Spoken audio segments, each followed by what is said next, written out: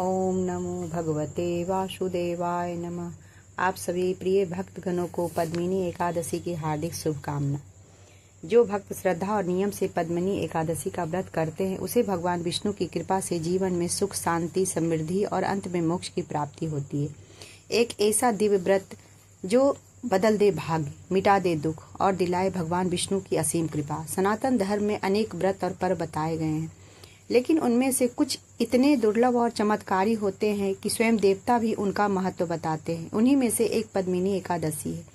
यह एकादशी केवल अधिक मास में आती है और इसे सभी एकादशियों की रानी कहा जाता है। मान्यता है कि इस व्रत को सच्चे मन से करने वाला व्यक्ति दरिद्रता, दुख, रोग, बाधा से और जीवन में बड़ी बड़ी समस्याओं से मुक्ति पा सकता है। भगवान विष्णु स्वयं इस व्रत से अत्यंत प्रसन्न होते हैं और भक्तों पर कृपा की वर्षा करते हैं। इस कथा को श्रवण करने मात्र से जीवन में सभी परेशानी शांत हो जाती है और कष्टों का निवारण मिलता है। पद्मिनी एकादशी का व्रत कथा को ध्यान पूर्वक सुनिए।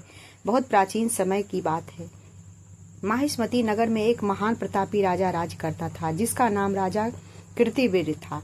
उनकी रानी थी परम सुंदरी और पतिव्रता और धर्मपरायण रानी पद्मिनी।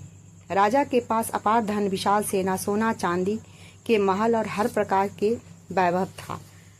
प्रजा उन्हें देवता समान मानते थे, लेकिन इतना सब कुछ होने के बाद भी राजा और रानी के जीवन में एक बहुत बड़ा दुख था। उन्हें संतान सुख प्राप्त नहीं था। वर्षों बीत गए, अनेक यज्ञ हुए, हजारों गायों का दान, तीर्थ किए गए, बड़े बड़े ऋषियों से आशीर्वाद लिया गया, लेकिन भाग्य जैसे रूठ चुका था।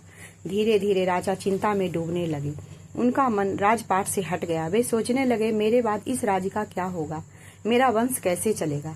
रानी पद्मिनी की दिन रात भगवान से प्रार्थना करती और रोते रोते सो जाती। एक दिन राजा ने निश्चय किया कि अब अकेले भगवान ही हमारी सहायता कर सकते हैं। उन्होंने राजमहल छोड़ दिया और रानी पद्मिनी के साथ घने वन में चले गए। वहां दोनों ने कठोर तपस्या प्रारंभ की। तेज धूप, वर्षा, ठंडी हवाएं, सब कुछ सहते हुए राजा वर्षों तक तप करते रहे। उनका शरीर कमजोर और हड्डियों का ढांचा बन गया, फिर भी वह भगवान प्रकट नहीं हुए। रानी पद्मिनी ने अपने पति की दशा देखकर अत्यंत दुखी हुई, लेकिन उन्होंने धैर्य नहीं छोड़ा। एक दिन वन में अचानक तेज प्रकाश फैला।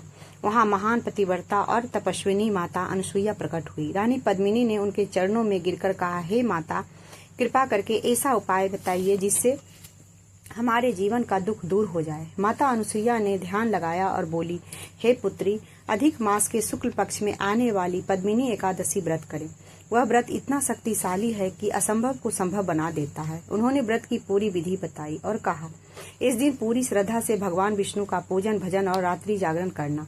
भगवान अवश्य ही प्रसन्न होंगे। अधिक मास आया, पद्मिनी एकादशी का पावन दिन आया। रानी पद्मिनी ने प्रातः ब्रह्म मुहूर्त में स्नान किया, पीले वस्त्र धारण कर मंदिर को फूलों और दीपों से सजाया। भगवान विष्णु की प्रतिमा के सामने घी का दीपक जलाया। शंखनाद हुआ। वातावरण ओम नमो भगवते वासुदेवाय मंत्र से गूंज उठा। रानी ने निर्जल व्रत रखा। पूरी रात जागरण, भजन, कीर्तन, भगवान के चरणों में आंसू बहाते हुए प्रार्थना करती रही, हे नारायण, अब केवल आप ही हमारा सहारा हैं। उनकी भक्ति इतनी सच्ची थी कि वैकुंठ तक पहुंच गई। आधी रात के समय पूरा वन दिव्य प्रकाश से भर उठा। आकाश से पुष्पों की वर्षा होने लगी। शंख और घंटियों की ध्वनि सुनाई देने लगी। तभी गरुड़ पर सवार होकर स्वयं भगवान विष्णु प्रकट हुए। उनका स्वरूप करोड़ों सूर्य के समान तेजस्वी था। रानी पद्मिनी और राजा कीर्तिवीर्य भाव विभोर होकर उनके चरणों में गिर पड़े। भगवान विष्णु मुस्कुरा कर बोले, पद्मिनी, मैं तुम्हारी भक्ति से प्रसन्न हूँ, वर मांगो। राजा ने हाथ जोड़कर कहा, प्रभु, हमें ऐसा पुत्र दीजिए जो संसार में महान यश प्राप्त करे। भगवान ने आशीर्वाद देते हुए कहा, तुम्हारे यहाँ एक महान पराक्रमी पुत्र जन्म लेगा, जिसका यश तीनों लोकों में फैलेगा। इतना कहकर भगवान अंतर ध्यान हो गए। कुछ समय बाद रानी पद्मिनी ने एक तेजस्वी पुत्र को जन्म दिया। वह आगे चलकर इतना शक्तिशाली बना कि बड़े बड़े राजा भी उससे भय खाते थे। उसके पास 1000 भुजाओं का बल बताया गया। यह सब पद्मिनी एकादशी के व्रत के प्रभाव से संभव हुआ। इस व्रत को करने से संतान की प्राप्ति, इच्छा पूर्ण होती है और घर में सुख समृद्धि आती है। दरिद्रता और दुख दूर होते हैं, पापों का नाश होता है, मृत्यु के बाद मोक्ष की प्राप्ति होती है। भक्ति के साथ जो पद्मिनी एकादशी व्रत करते हैं, भगवान विष्णु उसके घर में सुख शांति देते हैं। एकादशी का व्रत केवल उपवास ही नहीं है, बल्कि आत्मा को भगवान से जोड़ने का दिव्य मार्ग है। प्रेम से बोलिए, विष्णु भगवान की जय, एकादशी माता की जय।